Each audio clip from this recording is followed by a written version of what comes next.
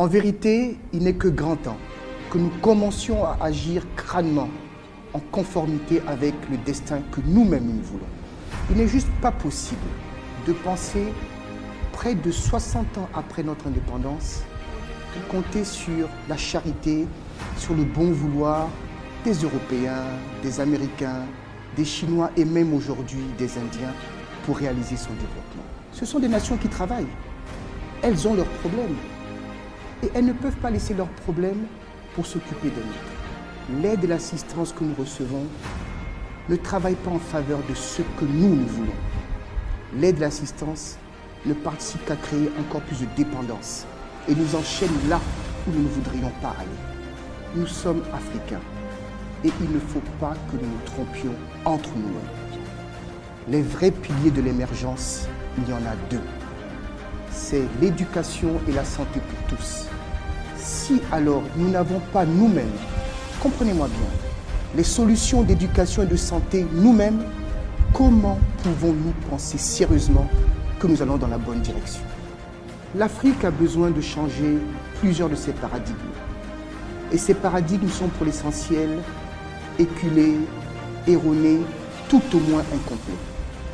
Mais je propose qu'il y ait 3 changements dans la manière dont nous pensons, dans la manière dont nous regardons aux événements, qui puissent ensemble créer la rupture nécessaire pour commencer enfin notre pas vers le développement.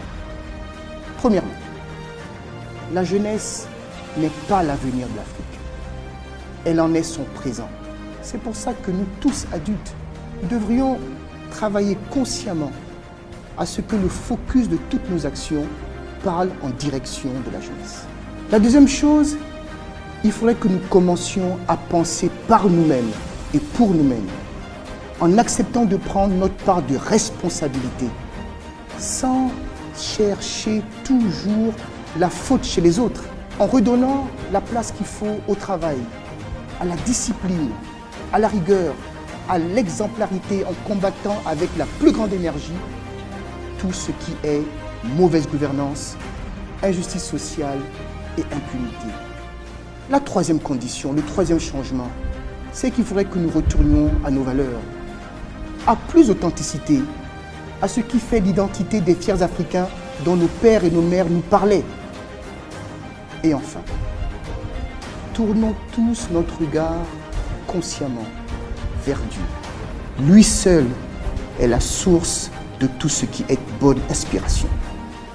En définitive, je crois que c'est cette rupture, cette disposition d'esprit, cet engagement, cette nouvelle conscience qui peuvent créer ensemble les solutions durables dont nous avons besoin et qui garderont nos fils et nos filles ici, en terre d'Afrique, au lieu d'aller se faire dévorer dans le désert, dans les camps de concentration et dans le ventre de la Méditerranée.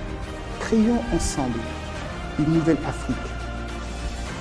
Une Afrique dont chaque Africain, de sa place, accepte ses obligations et ses devoirs civiques. C'est comme ça que l'Afrique que nous désirons pour nos enfants pourra enfin arriver.